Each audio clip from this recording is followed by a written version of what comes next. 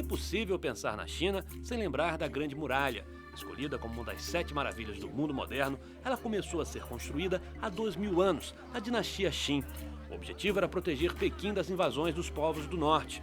No início era feita de terra, mas depois se transformou num grande muro de pedra, com quase 7.000 quilômetros de extensão. Esse guia turístico chinês, que já morou no Brasil e atualmente trabalha em Pequim, fala sobre a paixão dos chineses pelo monumento. Tem 8.700 quilômetros. Impressionante. Os chineses têm orgulho das muralhas? Muito orgulho.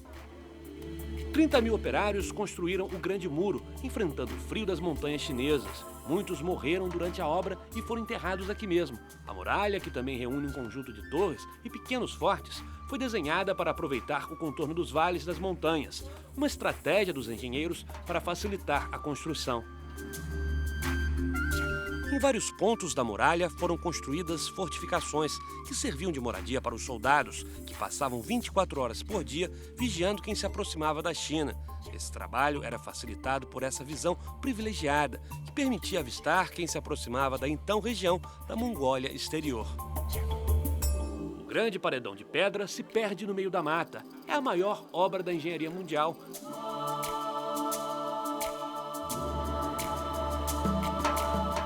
No alto da muralha encontramos 2 brasileiros. O engenheiro Daniel Tresniak visitou Xangai e agora está em Pequim.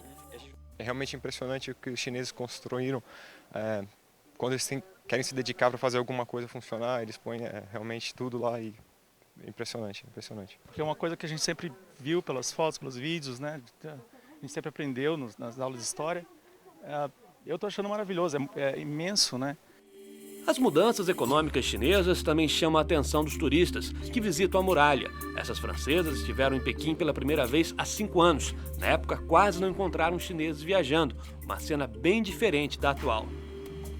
Je suis très heureuse aussi de voir que le peuple chinois se lève et qu'ils sont souriants et qu'ils ont l'air heureux d'être sortis de leur condition de pauvres.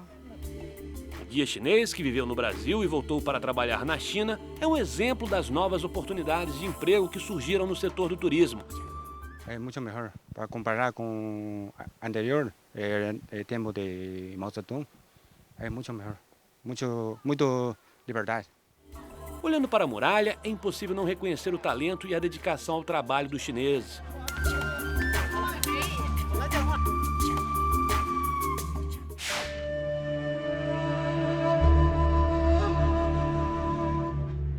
Outro símbolo famoso de Pequim é a Cidade Proibida, residência de 24 imperadores das dinastias Ming e Qing. Um conjunto palacial onde a população não podia entrar, que ficou conhecido em todo o mundo pelo filme O Último Imperador.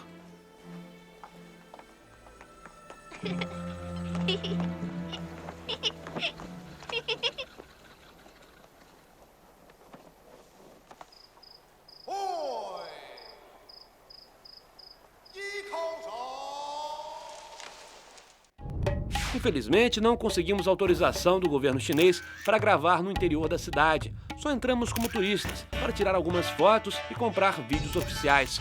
O motivo da proibição não foi explicado. Talvez ainda exista algo de proibido na cidade. Mas na China é assim, não é não. E é melhor não questionar e aproveitar o dia de turista no meio da semana de trabalho. Riqueza arquitetônica imperial e um modernismo arrebatador na atualidade. A união entre o tradicional e o moderno encanta quem chega de longe. A brasileira Aline mora em Nova York e está passando férias em Pequim. A gente cria uma fantasia a respeito do que a China é, né? Mas o que mais me surpreendeu? Bom, acho que a língua é uma coisa bem que chama bastante atenção. Aquela correria, tipo uma cidade bem cosmopolita. Mas eu tô até admirada de ver que o povo chinês é mais receptivo do que eu esperava. Hein? A Olimpíada contribuiu bastante com esta nova face da capital chinesa. Os amantes do esporte certamente já sabem onde eu estou, no Estádio Olímpico de Pequim, principal palco dos Jogos de 2008. Por esta pista aqui passaram os maiores atletas do mundo. Mas 2 anos depois, como será que está o Ninho de Pássaro?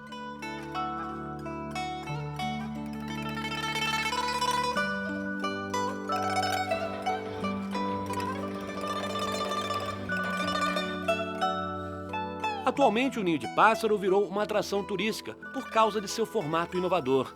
Na área esportiva, os eventos são poucos e sem muita relevância. Esse ano está programado um campeonato de futebol júnior e um torneio amistoso com times europeus.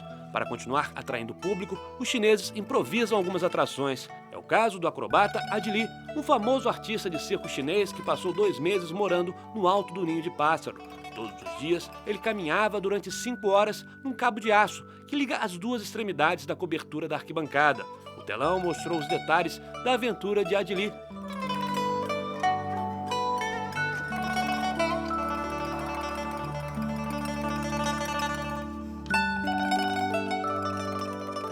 Além do circo, espetáculos de dança e de música servem para distrair os visitantes. Vários grupos do interior da China são convidados para se apresentarem no Ninho de Pássaro.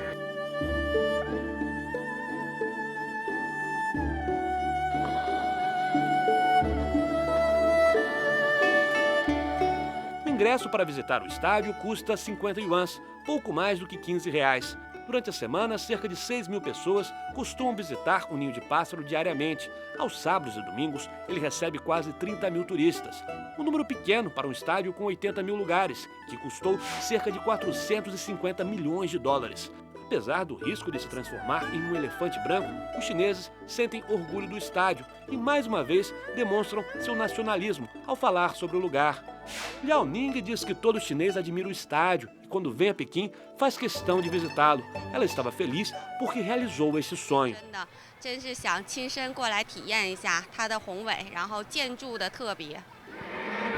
Este casal veio da Mongólia. Eles sempre desejaram visitar a capital do país, uma vontade que aumentou depois da Olimpíada. Na pista de atletismo, ficaram impressionados com a beleza do estádio.